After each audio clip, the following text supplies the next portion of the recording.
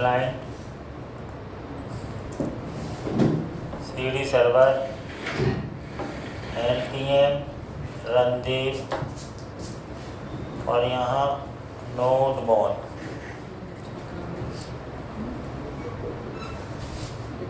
ओ plus enter. बात समझना, देखो अभी इसका वो भी ऊपर कर लें, पहला पेज खुल रहा है ऐसा, ठीक है। और इस यहाँ तक हम सीख गए थे कि जब हम कोई बंदा लॉगिन करता है एप्लीकेशन में लोकल स्टोरेज में टोकन उसका आ रहा है ना, तो ये तो हमें पता था ना। तो समस्या ये है कि जब लॉगिन करने के बाद टोकन, देखो सबसे पहले तो लॉगिन किया, लॉगिन करने में पहली बार टोकन जनरेट हुआ, टोकन जनरेट करके अपने लोकल स्टोरेज में स्टोर करा दिया, स्टोर कराया। लेकिन इतना काफ़ी नहीं है, हम जब भी पहला पेज चले तो पहले तुम्हारा टोकन बैकएंड तक जाए। उसके लिए हमने क्या किया था, हमने इस होम वाले पेज में क्लाइंट के अंदर पेजेस के अंदर होम वाले पेज में, हम ये होम पेज ही है, यहाँ हमने कोड लिखा था क्या, एक मतलब एक फंक्शन बनाया हमने, कौन सा, देखो सबसे पहले तो हमने लोकल स्टोर से टोकन को उठाया, ठीक है। और टोकन, अब ये भी तो हो सकता है टोकन मिले ना मिले, है ना। तो अब वो गया कहाँ, बैकएंड तक। अब इसके बाद में बैकएंड वाला काम है, बैकएंड वाला पाथ कहाँ पे है, ये यूज़र ऑथ तक। तो ये बैकएंड में तो बनाना पड़ेगा यूज़र ऑथ ना, तो बैकएंड में अपने यूज़र ऑथ बना भी लिया था। और वहाँ पे टोकन पहले दिखवाएंगे, यूज़र कंट्रोलर में ये यूज़र ऑथ बना था, वहाँ कंसोल में टोकन दिख रहा था, ये टोकन दिख रहा है, मतलब फ्रंट एंड के होम पेज के चलने पे टोकन तुम्हें दिख रहा है। सर एक बार वो बता दीजिए, टोकन जनरेट कैसे बनता कैसे है, एक बार रिवाइज करो सर। लॉगिन पेज पे बता ये JWT बस समझा दीजिए। ना, ये है ना, हाँ साइन से बनता, उसको रटना नहीं है, रट तुम देख के ही करो। हाँ लेकिन अब देखो यहीं पे है ना, देखो जब वो लॉगिन किया उसने, बंदे ने लॉगिन किया, पहली बार लॉगिन किया, तो ये तो नॉर्मल लॉजिक है, ईमेल पासवर्ड में तो कुछ किया ही नहीं, ये तो तुम्हें करनी पड़ेगी, यूज़र है कि नहीं, ये कि नहीं, ये तो कर चुके, है ना। अब सबसे पहले तो ये पासवर्ड कंपेयर, ये भी नॉर्मल है, अभी GWT का आया नहीं है।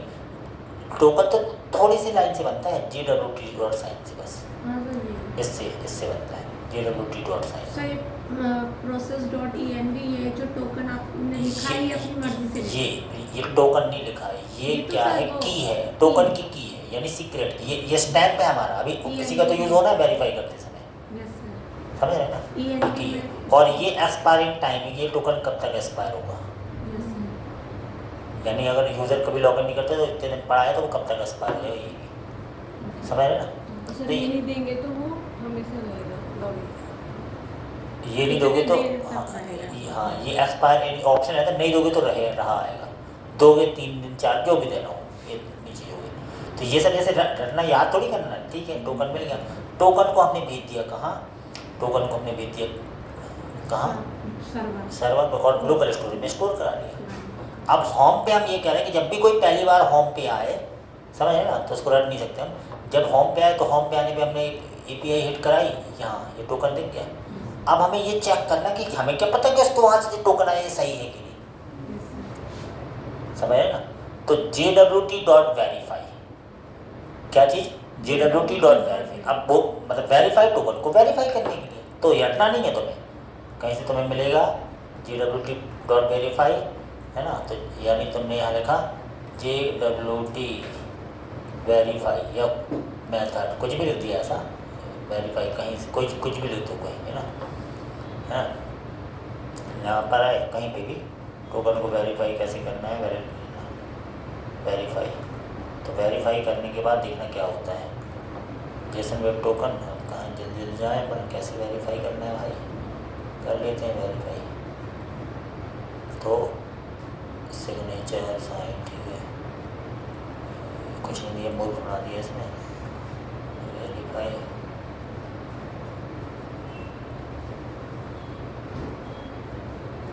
वेरीफाई। देखो ये तो साइन मतलब टोकन को बनाने का तरीका, तो वो सीक्रेट ऑप्शन है, समझाते हैं ना। वेरीफाई कैसे करना है, JWT वैल्यू टोकन और सीक्रेट की, इससे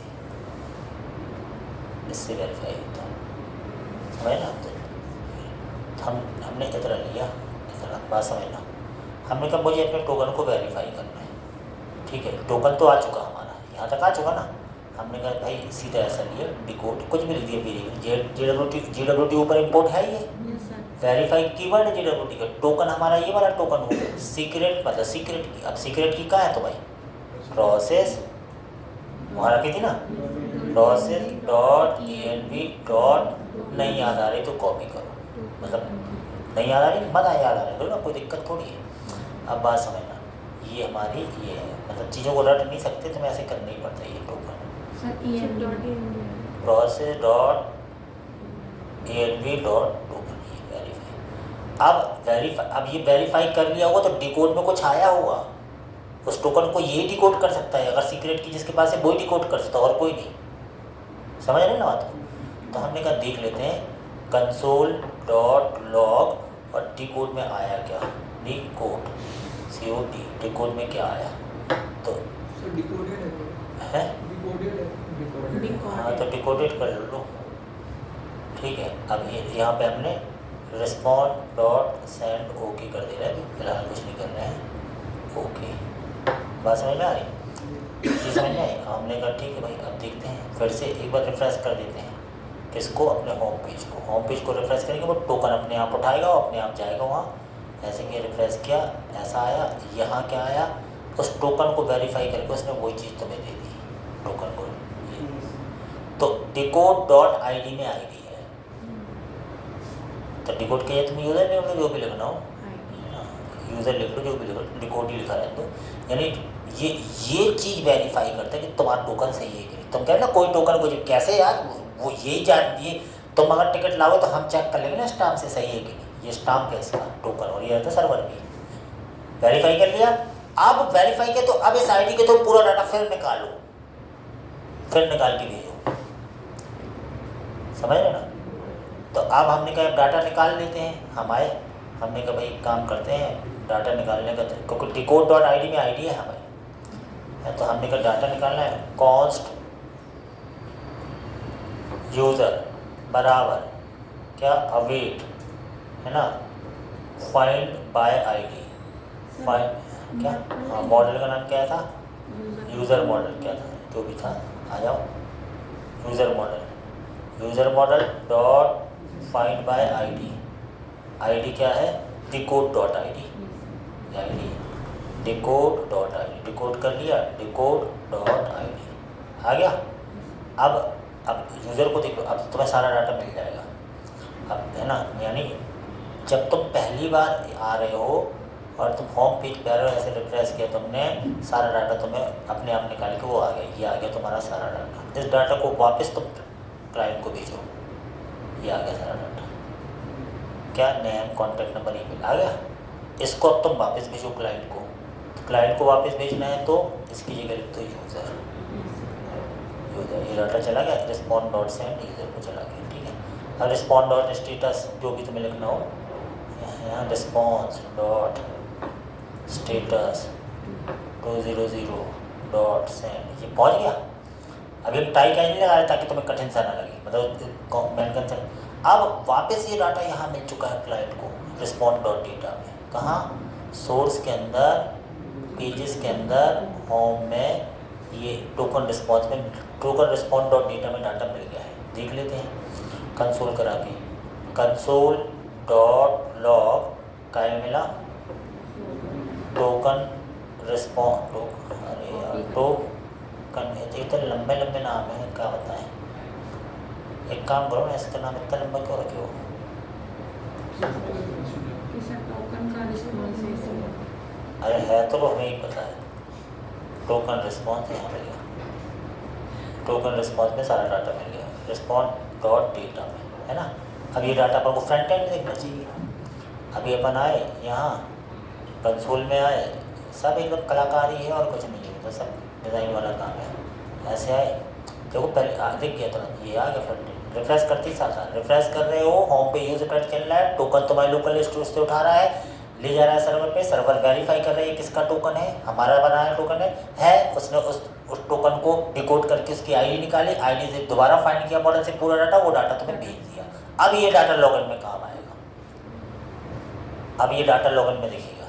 तो हमने कहा ये डाटा, तो अब तुम्हें क्या क्या दिखाना, नेम और ईमेल मान लो, तो काय में भरा हुआ है वो नेम और ईमेल, वो token respond dot data dot name, क्योंकि ऑब्जेक्ट आ रहा है, अभी तो आया कि ऑब्जेक्ट आ रहा है, तो हमने कहा यहीं बना दो लोकल स्टोरेज। अब जाएगा local storage dot set item user name में क्या आ जाए, token response dot data dot name, token response dot data dot name, ठीक है नेम, और लोकल स्टोरेज ईमेल भी चाहिए तो डॉट सेट आइटम, और यहाँ पर यूज़र ईमेल क्या आ जाए, token response dot data dot email, ये दोनों चीज़ लोकल स्टोरेज में चली गई, ठीक है। और तुम लोकल स्टोरेज में जाकर अब तुम एक डैशबोर्ड वाला बनाओ, वो वहाँ तुम जंप करा जाओ, डैशबोर्ड वाला बना दो। हमने कहा तो फिर एक यूज़ नेविगेट ले लो, ठीक है, डैशबोर्ड तुम्हें देखना चाहिए। यहाँ पर आए, हमने कहा डैशबोर्ड यूज़ नेविगेट है ये, एक ले लेते हैं अपन, कॉस्ट नेविगेट बराबर यूज़ नेविगेट, ऐसा ऐसा ऐसा। अब इस नेविगेट को हमने कहा अब तुम जंप कर जाओ, कहाँ जंप कर जाओ, नेविगेट बराबर डैशबोर्ड में। अब डैशबोर्ड वाला तुम्हारा होना चाहिए, देख लेते हैं है कि नहीं,